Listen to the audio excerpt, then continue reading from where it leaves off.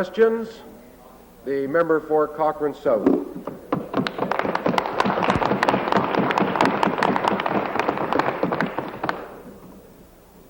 Thank you, Mr. Speaker. Mr. Speaker, I have a question for the Minister of Health.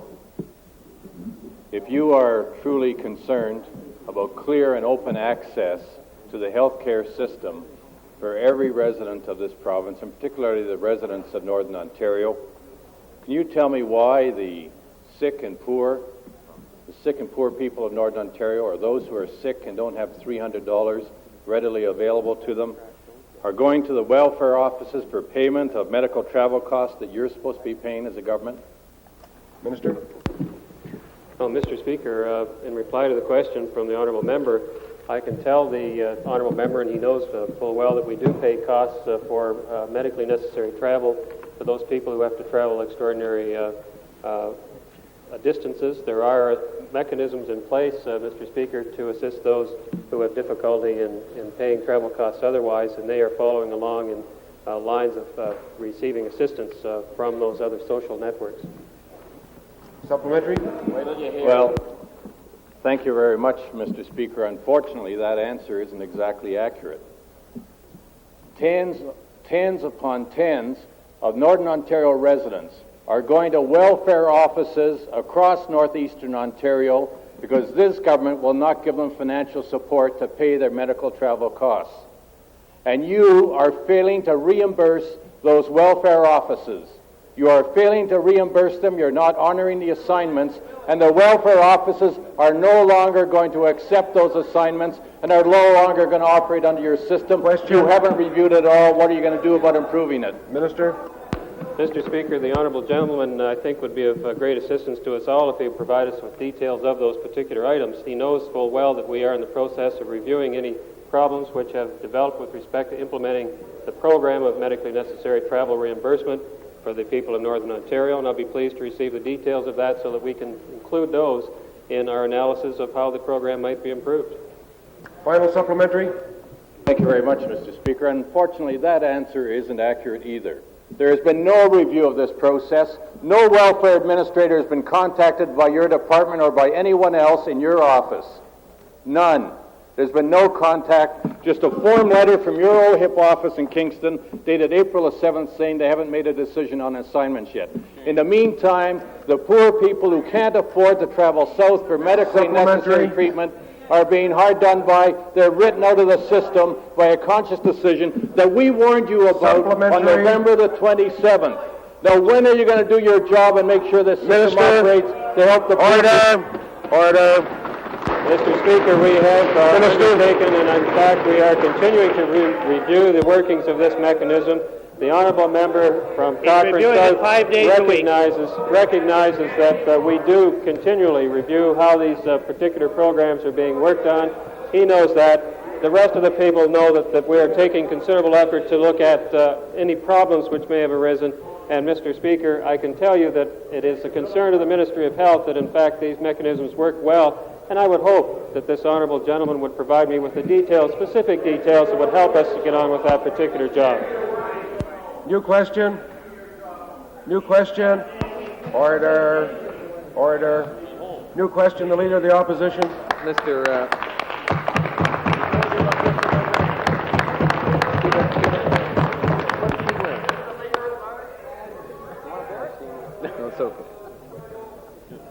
Speaker, my question is also for the Auxiliary Minister of Health. Given the climate of disruption, given the climate of, well, we'll send you in to negotiate, Jim, because you've got such a delicate touch. That's right. I'm surprised they didn't send you in already. Have Jim Bradley do it. Mr. Speaker. Order. Would the Minister of the Environment please control himself? Supplementary.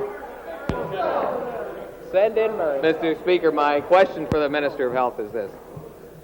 Given the obvious climate of chaos and disruption that is quickly developing in the healthcare system, all of which is contributing to the exodus of doctors from this province, is the Minister today prepared to undertake that the government will pay the cost of any patient needing to travel to the United States to get the services of a doctor who formerly used to practice in the province of Ontario.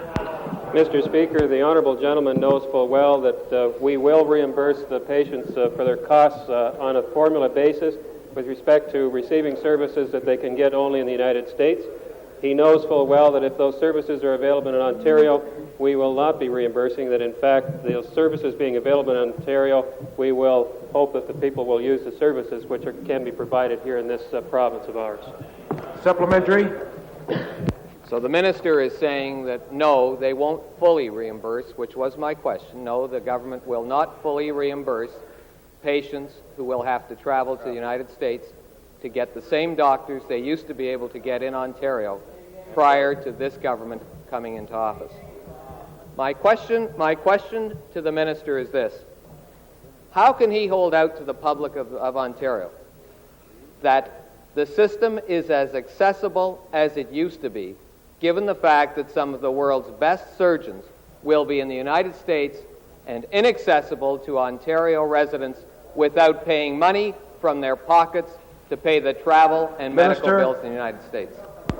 Mr. Speaker, the system which is in place now was implemented under the auspices of that particular member when he was health minister and others, and it had been concluded that we would pay, in fact, when the case requires it, 100% of standard ward and the usual and customary fees charged by surgeons for particular people traveling to gain medical procedures which can be provided only in those other jurisdictions. He knows that full well. His government and ours, his government has decided not to pay for the travel. Our government has not changed that policy. There are mechanisms, however, that when there are emergency procedures required, that ambulance is available to take patients on that basis to those medically necessary services. We have not changed that policy, but I can tell the honourable gentleman that when services are available in Ontario, that it is our expectation that the patients will use the services in Ontario. Final supplementary. The minister makes quite a virtue out of the fact that he has not changed the policy. I want to say to the minister, having looked at the throne speech in some depth, we would agree that the government hasn't changed very many policies at all. My question to the minister is this: given the fact that because of the handling of this government, many doctors who used to practice in Ontario will now only be available to their Ontario patients when they have paid travel and other costs to get access to them in Dallas and Fort Worth and Phoenix. Will he undertake to change that policy? Minister. Well, Mr. Speaker, I think the honourable gentleman knows full well that for the last several years, in fact for a long time, there has been a movement of physicians out of this province and back into this province. He knows full well that the result of immigration and emigration has been that we have received a net increase in physicians coming to practice medicine in this province. He knows full well that it has never been the case that we have paid for patients to follow any of the doctors to their particular destinations in the United States or United Kingdom or other places that they choose to practice. I do not choose to put restrictions on where doctors can choose to travel. I cannot do that. I don't prefer to do that. I can tell the honourable gentleman that it is our expectation that we will have a bountiful supply of services here to meet the medical needs of the people of this province, and where there is not available in this province those services for the patients, we will implement the mechanisms of reimbursing them for procedures out of the province. New question, the member for York South. Mr. Speaker, Order. I think history will show that the only exodus taking place at the moment is out of the Tory caucus, but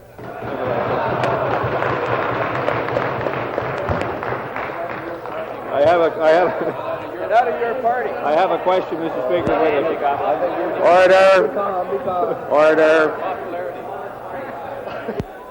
Order. New question. I think the hippo has been stung, Mr. Speaker. It seems to be. I think the dinosaur has just moved over. I'd like to ask the Minister of Health a question. In his final answer to me yesterday, this level of sensitivity is almost unheard of. Order. We'll just wait until it's possible to hear what's being said. Order. I can wait. It's order. It's your time. New question, the member for York South. No, I'll be a good boy this time. For those patients who feel there are problems, I'm quoting from the minister, they ought to go directly to their physician.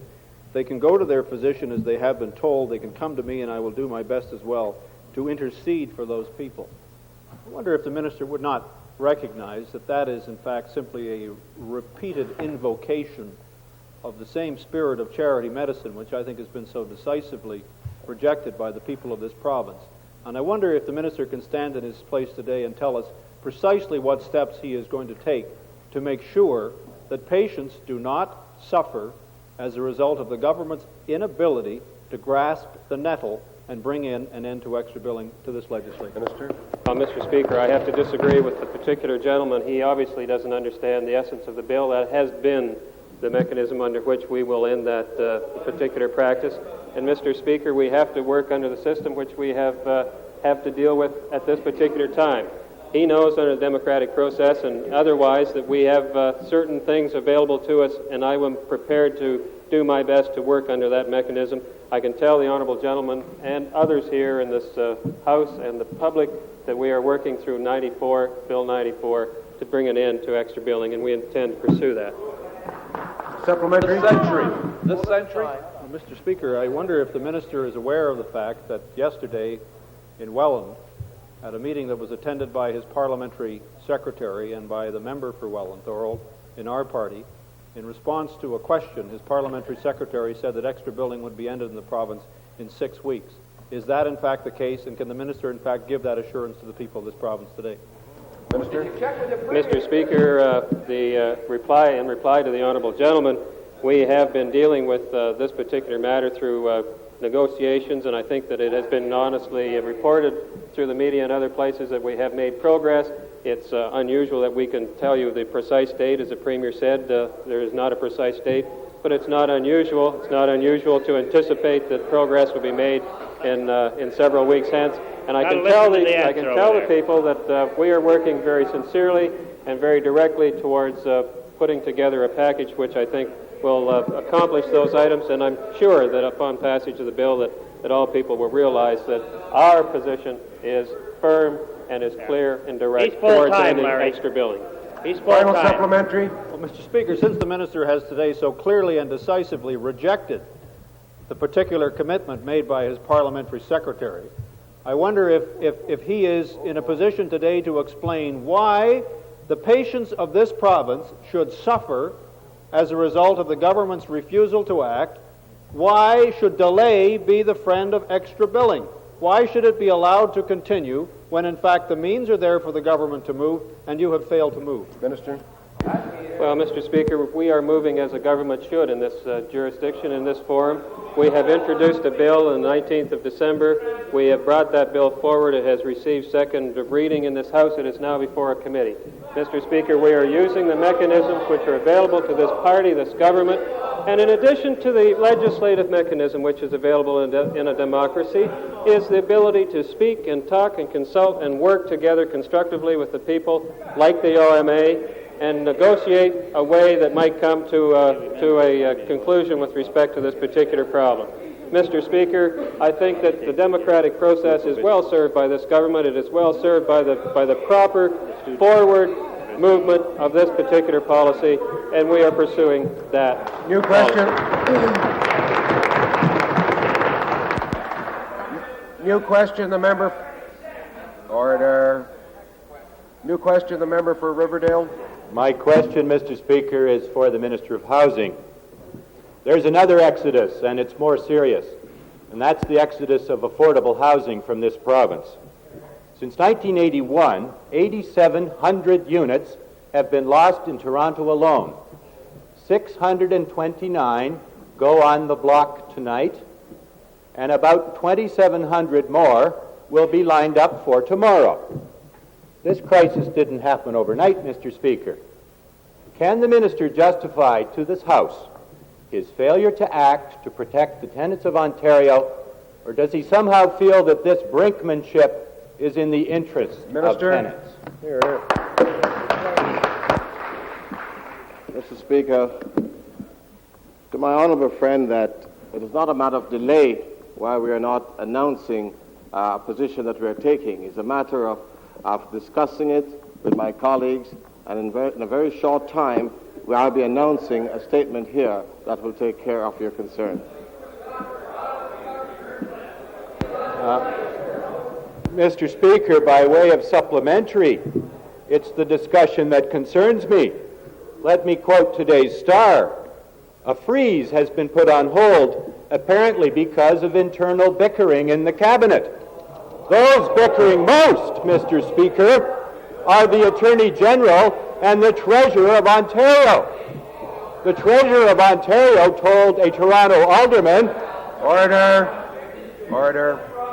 Apparently, Mr. Speaker, the Treasurer of Ontario told a Toronto alderman that they were all nuts to be concerned about this problem. Supplementary. Will the minister tell the House, has he dropped the ball? Has he been bushwhacked? Do you want to refer the question? Order. Minister. Mr. Speaker, I won't refer the question as you request.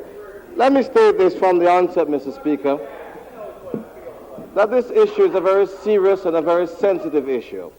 It's an issue that would take the wisdom of Solomon to solve immediately. Or a liberal government. That's right. But, Mr. Speaker, since we don't have a Solomon in one person in our cabinet, but we have in our cabinet many men and women with such skills. And I just want to say, Mr. Speaker, we have... Order. As I said, Mr. Speaker, there's no one individual that have the ultimate solution. But we have in our cabinet men with such knowledge and legal brilliance as is, our Attorney General, which I consult with.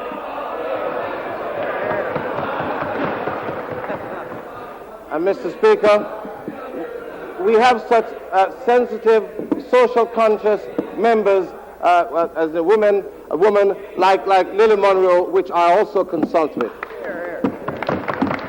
And, Mr. Speaker, I could go on with the talented people.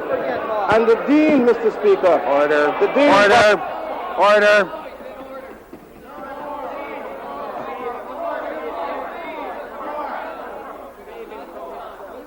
Lots of time.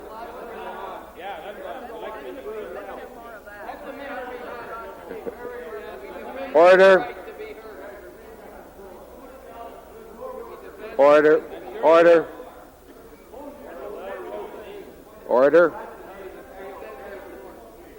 I wish you'd all show a little heart the way the member for Scarborough Centre does. The final supplementary, the member for Riverdale.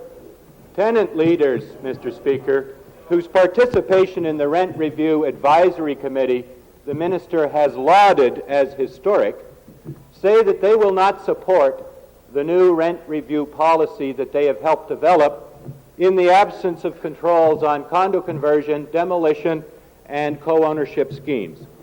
Is the minister now abandoning the tenant leaders, or is he going to leave the door open just long enough to let Breton Place escape as a favor to Cabinet? Minister. Mr. Speaker, I thought it was the practice that one assess and make sure that you know where you're jumping and what you're doing before one acts. And, Mr. Speaker, we don't intend to make any statement in this House unless we are very serious about it, backed up by good legislation. The anxiety that is shown by the tenants and all those who are concerned is understandable. It's understandable for accumulated neglect that happened here, and they expect this precise decision now. Really?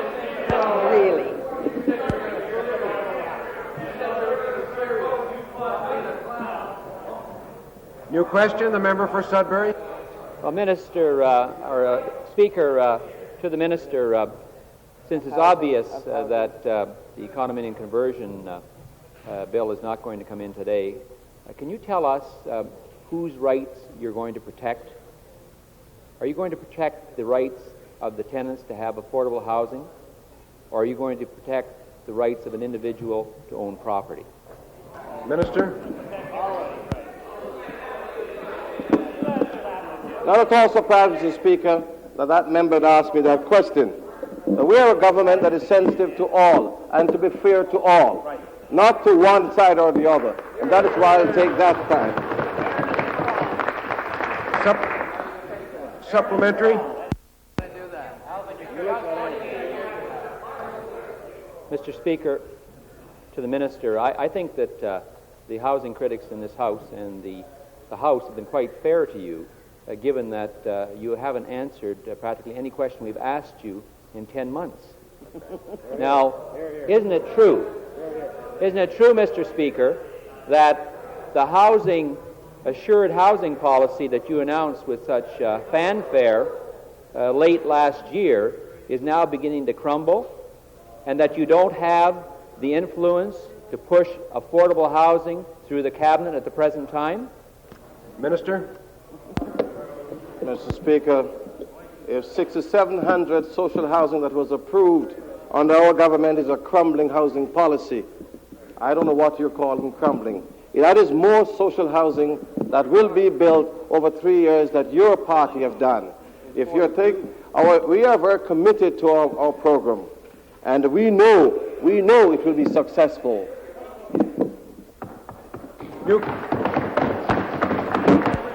New question, the member for Riverdale.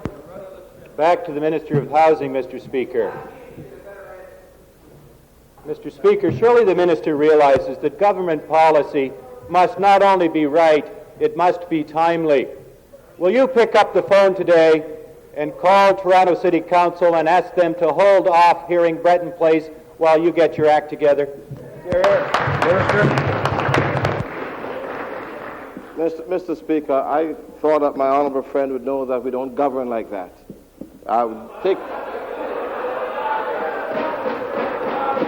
By taking up the phone and to make legislation there, we're coming out with a statement, with an announcement that will address not only Breton Place, but all the other issues and concerns that we have, that we are losing affordable rental units through, Mr. Speaker.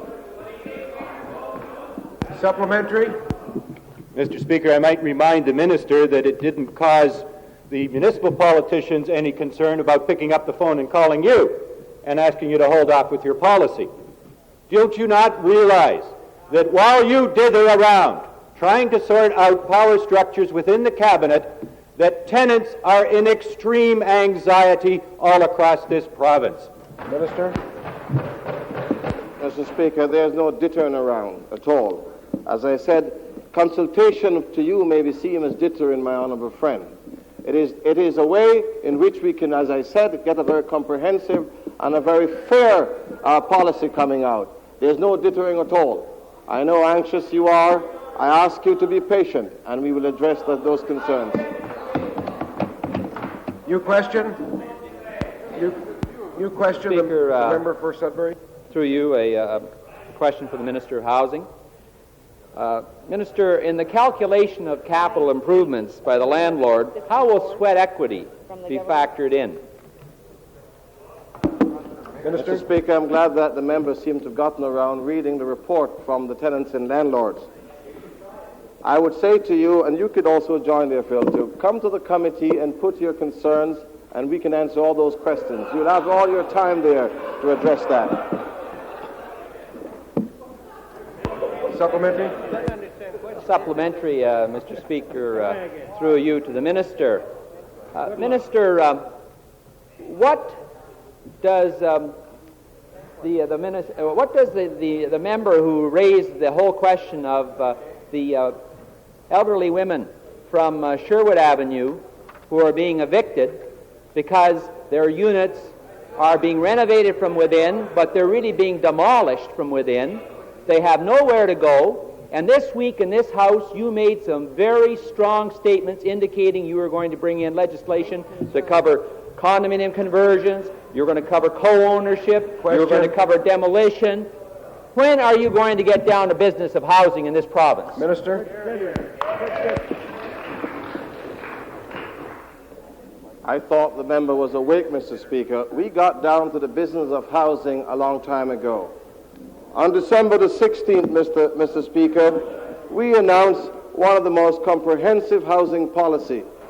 If my dear critic was sleeping at the switch, I draw his attention to that policy. We got down to a housing policy when we announced 6,700 and approved 67 social housing in Ontario. We are down to business and housing, not like you in the past in your government that were making many deals with individuals. New question. New question. The member for York South.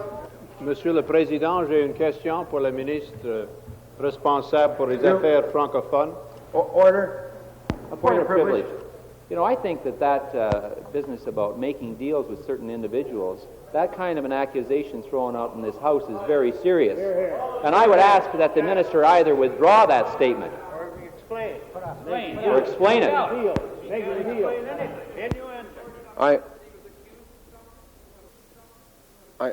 I'm sorry, I didn't hear the member say that. Did the minister accuse someone of making a deal? I'm sorry.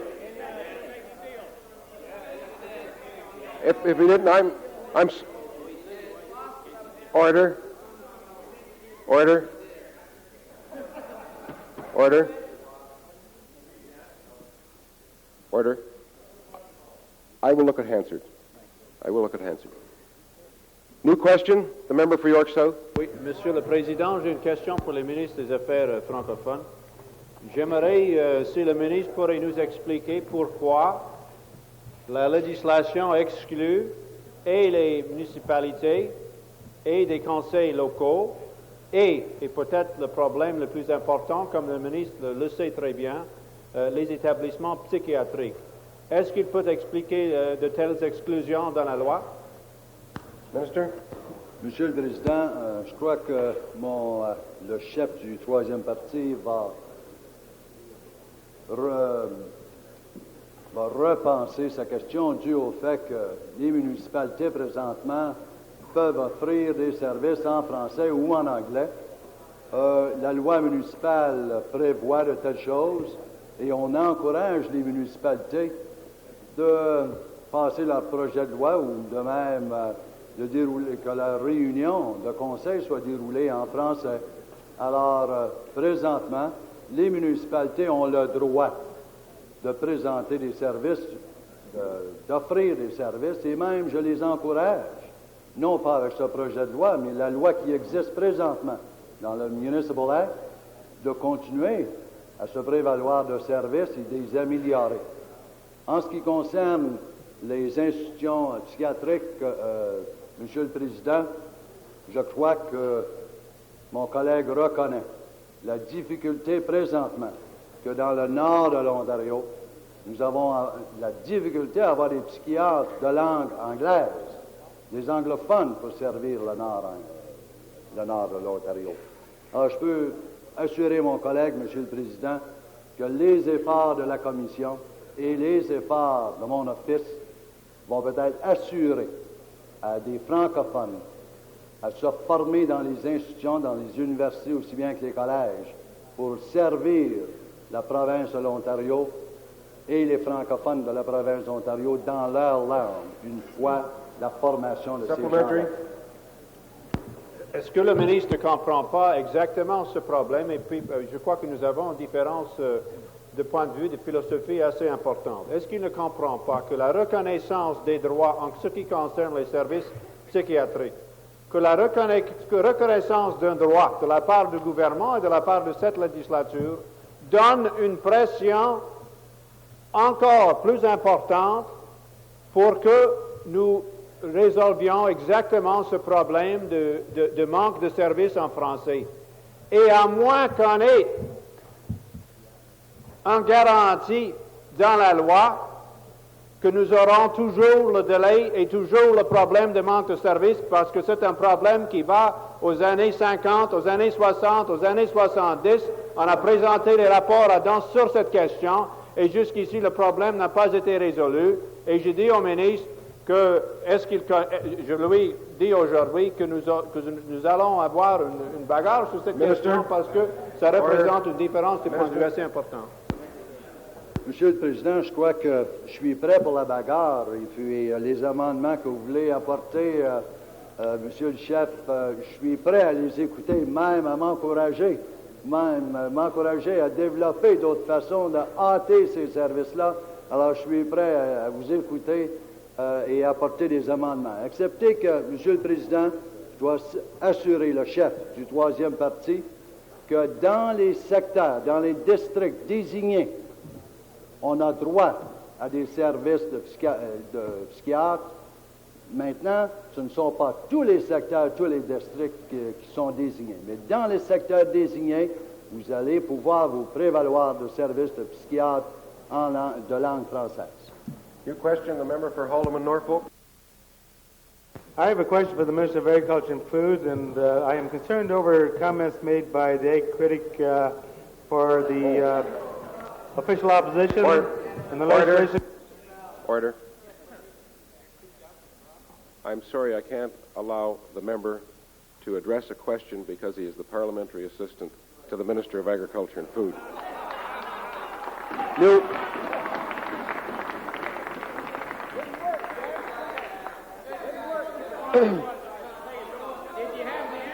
Order. Order. Order. Order. Order. The Minister of Education has a response to a question previously placed by the member for Cochrane South. Minister of Education. Yes, Mr. Speaker. But how the defeat and the divisions of York East weigh so poorly on the official opposition. Mr. Speaker.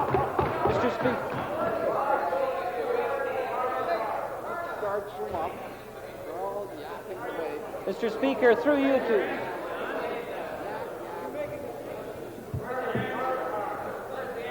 Nothing more distracting than a Tory cacophony. But, Mr. Speaker, I would like to respond to a question raised Tuesday by the member for Cochrane South regarding the availability of speech pathology and related language services for students in Northern Ontario, and to his suggestion that an official in the Ontario Ministry of Education suggested in a telephone conversation of January the 17th, 1986, that a parent unhappy with the availability of such services moved to Southern Ontario.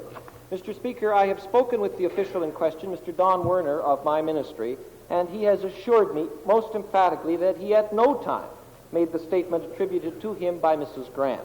My officials have again looked into the situation of Mrs. Grant's daughter, and they inform me that as of March 21st of this year, Shelley Ann has been receiving and responding well to a special program in accordance with the recommendation of the Identification, Placement, and Review Committee. I also understand, for the benefit of the member from Cochrane South, that Mrs. Grant has been provided with the appropriate forms to be completed by the family's medical doctor that would allow the home care program of the Ministry of Health to consider what, if any, additional services might be provided.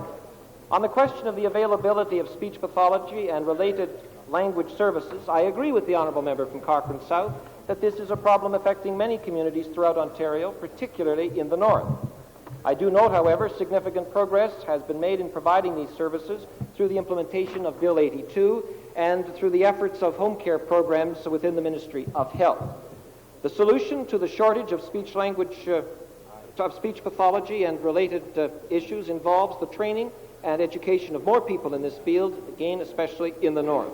My ministry is continuing to work with the Ministry of Colleges and Universities to address the need to provide additional training programs in this area. Thank you, Mr. Speaker.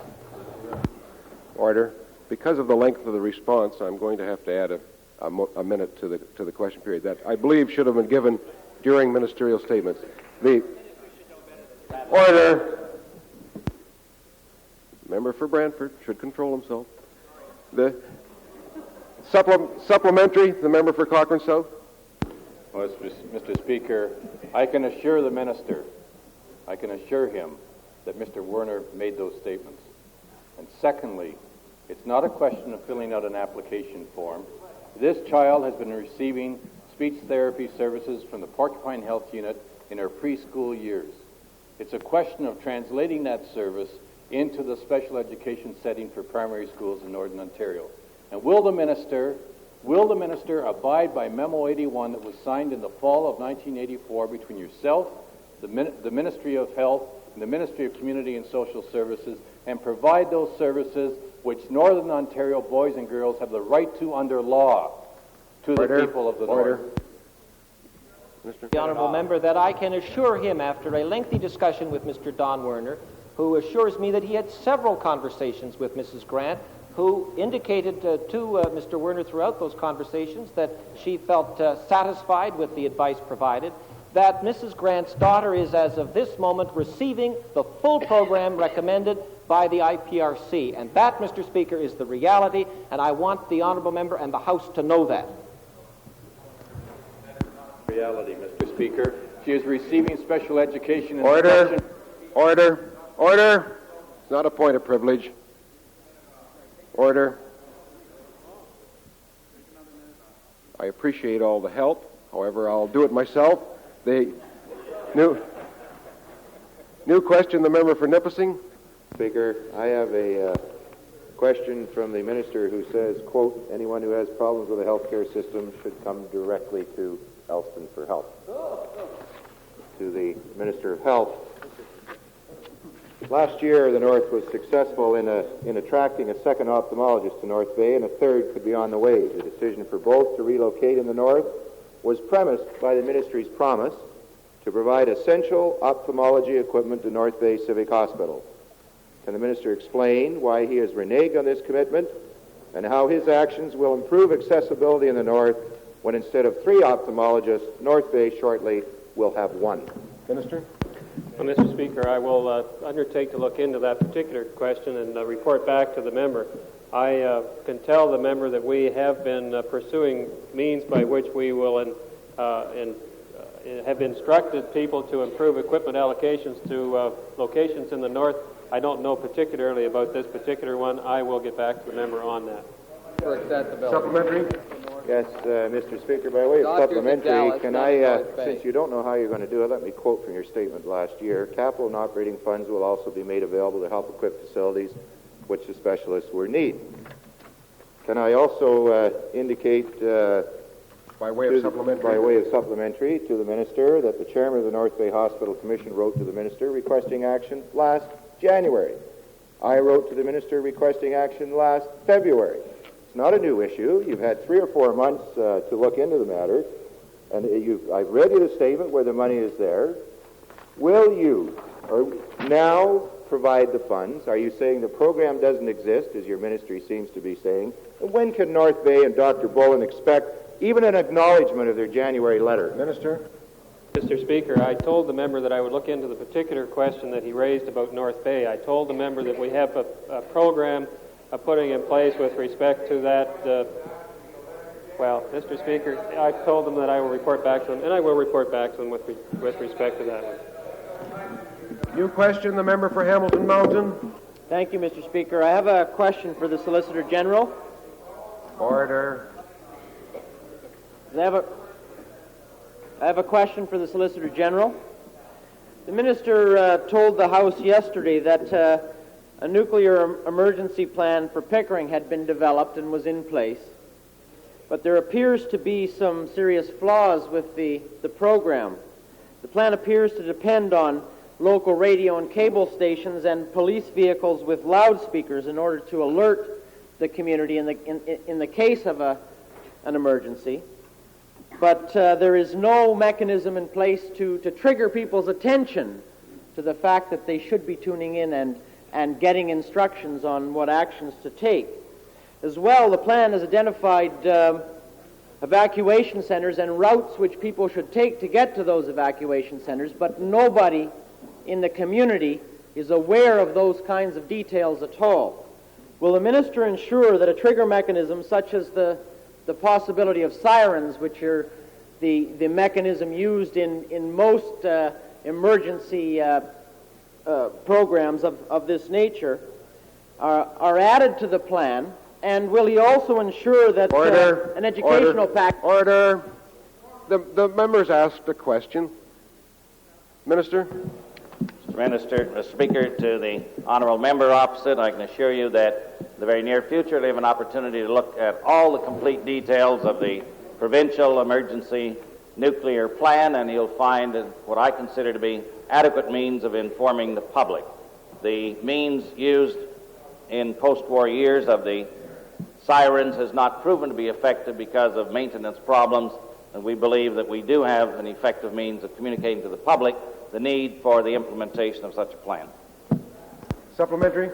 Well, hopefully they're not all asleep with their media outlets turned off when the emergency occurs. Apparently, the plan also calls for the supplies of potassium iodide pills to be stored at fire stations and for firemen to hand deliver them door to door in the case of an emergency, as well as obviously being asked by the people in the community what's going on, give us some details as they're attempting to do that. The time required to accomplish that would be horrendous. Will the minister consider a plan where the pills will be distributed to all of the households in the emergency plan areas, along with instructions for use and along with an educational package to inform people about what it is they're supposed to do if an emergency arises? Minister. The matter of distribution of the potassium iodide pills has been one that's been debated at great length. It has been felt that the pre-distribution of these might cause more panic among the citizenry than it would comfort. And there's also the matter of shelf life of these pills. The supplies are there, not with just the fire department. They're there with all of the generating stations, and the delivery is effectively carried out through people who are on duty on 24 hours a day.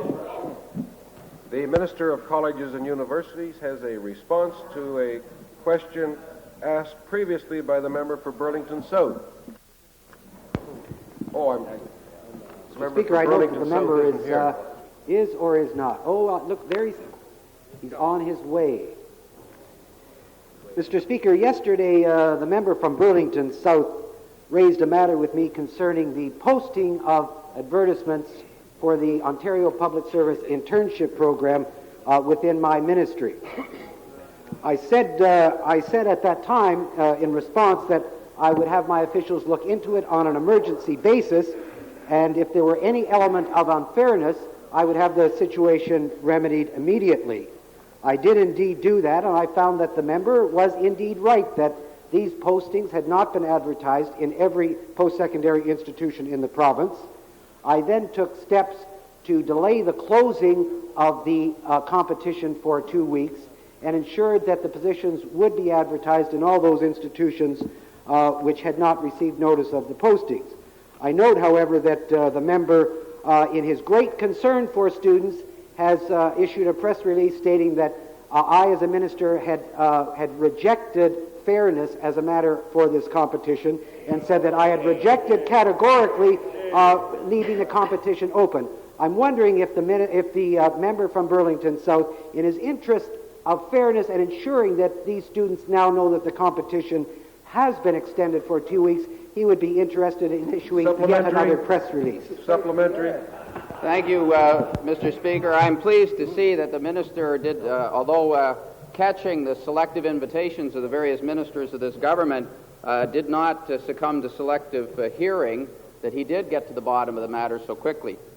The concern, I still stand by the statement I made, because has the minister, in fact, closed off, or has he extended those competitions yesterday, which were in the 3 positions in correctional services and 1 position in intergovernmental affairs?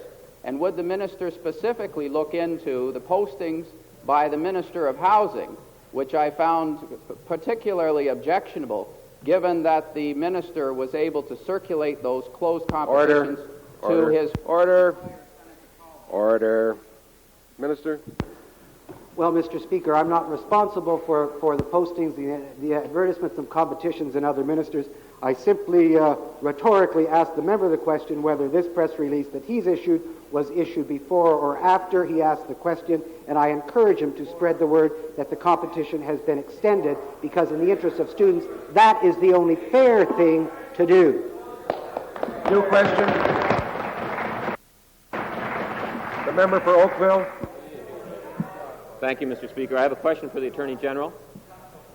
Would the Attorney General recently has created considerable public confusion by his conflicting statements on the Crown's intention in the Morgentaler second trial, by variously indicating on the one hand that the Ministry and the government is prepared to proceed to prosecute Dr. Morgentaler on that second offense, and on the other hand indicating in this House on one occasion that that is not their policy. Could he clear up that situation and advise us once and for all what the government's policy is with regard to this matter? Attorney General. Mr. Speaker, I'm grateful for the question. I'm sorry the honourable member was confused by what had happened, and I will do what I can to clarify that. As he knows, each case that is listed at the general sessions or at the sittings of the court for trial is called either quarterly or biannually, and that is so in the case of the second charge against Dr. Morgentaler. The first issue upon such call of a case is whether the parties in the case are technically ready to proceed with it. That is, are equipped, have interviewed witnesses, and ready and have complied with all preliminary proceedings. We have indicated on a number of occasions that we have complied and are ready to proceed in that sense. The court has ruled, that is Chief Justice Evans, late Chief Justice of the High Court, has ruled that it would be useless to proceed with this second charge until such time as the Supreme Court of Canada has decided the appeal in the first case. That ruling was confirmed by Associate Chief Justice Callahan at the last sittings of the court, and we, of course, submit entirely to those rulings. Supplementary? By way of supplementary, Mr. Speaker, I perhaps could read from the transcript of the last court appearance. Senior Crown Attorney who handled the matter said to the court, and I quote, "I would simply indicate for the record the Crown is prepared to proceed to a trial on this matter." Similarly, the Attorney General himself is quoted in the Toronto Star of April 8th as saying, "We are prepared to prosecute the second charges. We said we would proceed to the court if the court would permit us to proceed, but the judge would not permit it." Would the Attorney General not agree that what has happened here is that he has attempted to satisfy both sides of this very contentious issue by telling them what they want to hear, but has got caught at it? Minister? Mr. Speaker, a selective reading of the transcript, of course, is not only not helpful, it probably isn't fair to any of the participants in the case. And if my friend goes on, he will see that the Associate Chief Justice makes plain in that transcript that to proceed in this circumstance would be absolutely useless. Crown Counsel in that case conceded that that was so and indicated, of course, that we abide by the ruling of the court, as we have always done. We are ready to proceed, as the Premier has said, when the courts indicate that the case can be tried. New question? The member for Hamilton East. I have a question of the Minister of Labour. Will the Minister tell this House what he is doing about the excessive amounts of overtime that are being worked at number 2 Rod Mill in Stelco, Hamilton, and a matter that has been brought to his attention a number of times by the workers involved, by myself, and most recently by a letter to his ministry on the 22nd of April. Minister? Well, I am aware of the concerns raised by the local 1005 and about the particular concern, and I know my friend has sent a letter to me indicating his concern over the response that the Employment Standards Branch of the Ministry sent to local 1005 regarding the overtime worked at this part of Stelco. I might say to my friend that I too am not satisfied with that reply. I had a meeting with my staff today on this, and whether this is a matter of excessive overtime over and above the 100 hours that are allowed is another question. But I don't think it is adequate to explain to the union that the solution to this allegation of excessive overtime is a task force. It seems to me that those stand separate, one from the other. Supplementary? Well, we can't seem to move on plant shutdowns. Surely we can move on overtime, Mr. Minister. Does the Minister realize that in just 3.5 months, this one mill alone has had more than 10,564 hours of overtime, that a number of employees are over 100 hours above the regular work week in 3.5 months, that a grievance member in that mill has been disciplined for refusing overtime, And is the minister accepting this kind of an attitude on the part of the company, and is he prepared to deal, or is the committee he set up just an excuse for not dealing and not laying charges? Minister? Well, I think that last comment is just plain silly. Just plain silly. And I don't mind saying that. Mr. Speaker, this government would like to reach an agreement, if we can, between management and labor as to where we ought to be going in the latter half of the 1980s and 90s regarding hours of work and what really constitutes overtime and excessive overtime. That's what the task force is in place to do. Now, I say to my friend, in the meantime, and I hope he'll go back and look at my earlier statement on this, Mr. Speaker, we have put in place new rules in terms of applications for the so-called green permits, and that is for more than 100 hours. And we have, among those rules, are that the Employment Standards branch of my ministry must consult with in this case, Local 1005 of the union, as to its feelings on the legitimacy of the employer's request. I am told, and I will concede to my honorable friend, that I understand such a request from Stelco is forthcoming at the very early part of next week. I think, given the fact it's very early in the year, I'm sure that the branch will be looking at that very, very closely. New question. Member for Cochrane South. Thank you, Mr. Speaker. My question is to the Minister with responsibility for Francophone affairs. Page 3 of a statement today, he indicates that the bill that he was tabling proposes the adoption of statutory guarantees, to quote his words. Reviewing this piece of legislation, we see throughout references not to statutory guarantees, but references to cabinet decision-making and regulation. We see it specifically with respect to Section 5, subsection 1, with respect to 5, subsection 2, with respect to Section 5, subsection 3, with respect to 5, subsection 4, with respect to Section 7, with respect to Section 8.1, with respect to Section 8.2, with respect to Sections 9, 10, 11. My question is, where's the guarantees? Minister? Mr. Speaker, I'm glad to hear that the member can count, but he can't read. There is provision in that bill to create a commission, and that's the responsibility of the commission. Now read in between the lines, and that's your answer.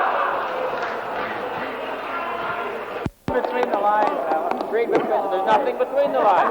Blank. Mr. Speaker, there's nothing between the lines, and there's nothing in this bill to guarantee French language services. That's right. No guarantee. That's right. When to address it? Is there or is there not? It wasn't a question, Mr. Speaker. Well, but I can tell him again that the responsibility of the commission and cabinet, read all of the bill and you'll get all your answers. And you can present yourself before the committee and bring changes if you want to. You never had the guts to do it in 42 years.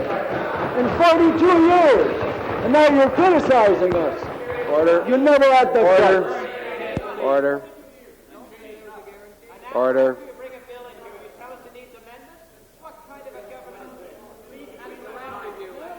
Order. The member for Nickel Belt is being very patient. New question, the member for Nickel Belt.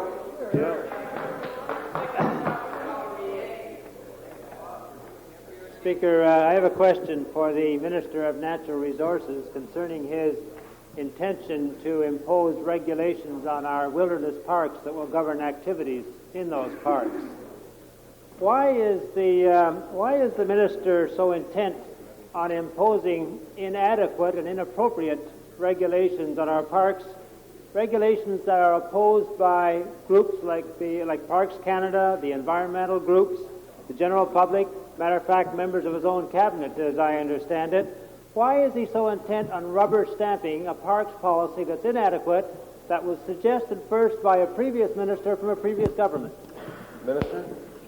Mr. Speaker, the reason that I support the position that was put before me is that because of the tremendous numbers of people that now want to use our parks and the agreement of this government to regulate many more parks, when we look at the uses, we have to consider all of the people of Ontario that have every right to be in our parks and use them as they see their recreational needs.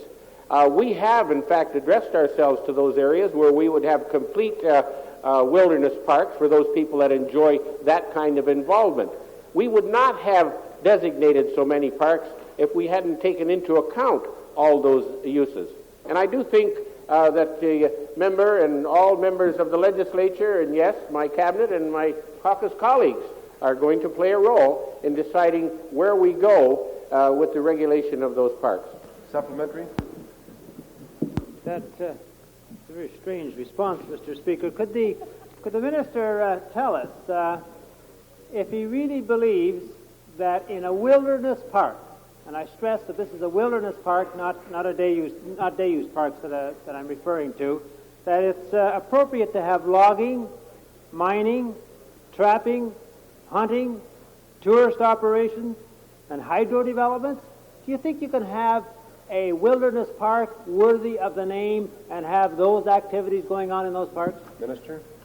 Mr. Speaker, I think that it's very appropriate that the very last use that the honourable member has mentioned is one that I'm very much in favor of.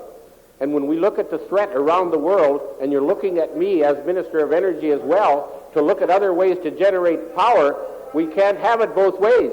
I certainly would hope that we'll be able to generate every bit of electrical power that there is there out in particularly northern Ontario. So I think that that's an excellent use, but it'll only be done where we can investigate, make sure of the impact, talk to my friend the Minister of the Environment, make certain that he's satisfied. I'll do all of those things.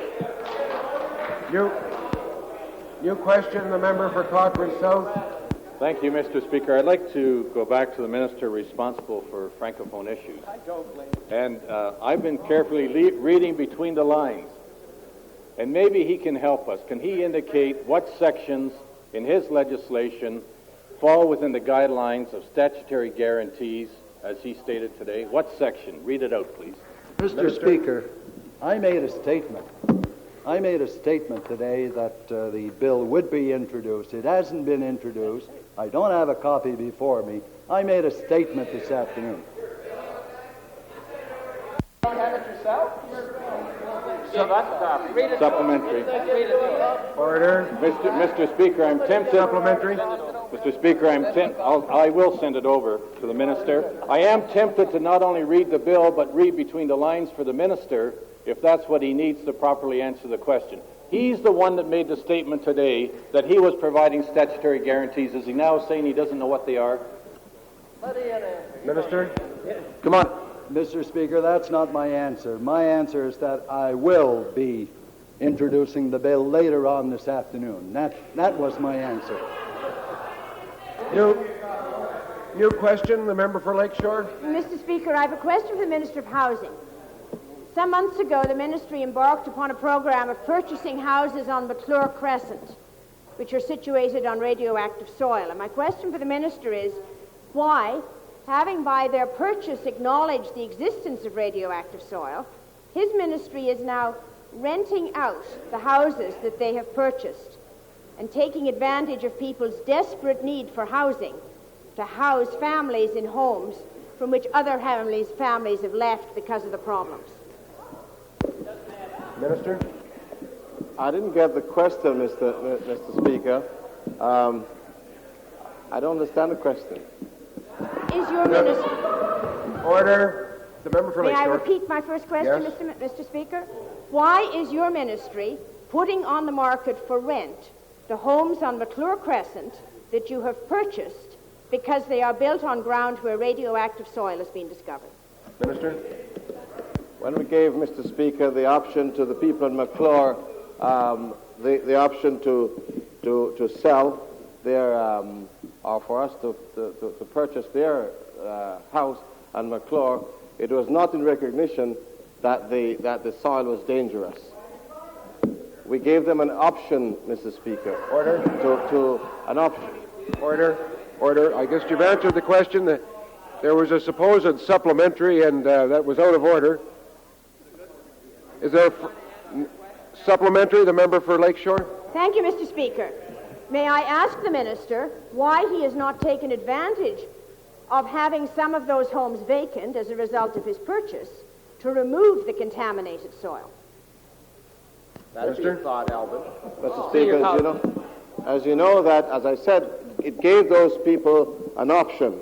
And the fact was that we're trying to find a place now to move that soil. Until we do that, until we locate a place in which to put the soil, we can't move the soil. New question?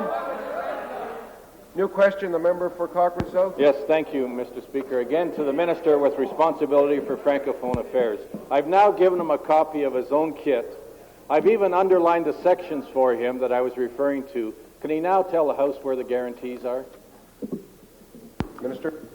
Mr. Speaker, as I mentioned before, the commission that's going to be in place for 3 years will be working with the ministries on programs that will be implemented, and after 3 years, or within 3 years, the 3-year period, these services will be in place and will be guaranteed. Time for all questions has expired.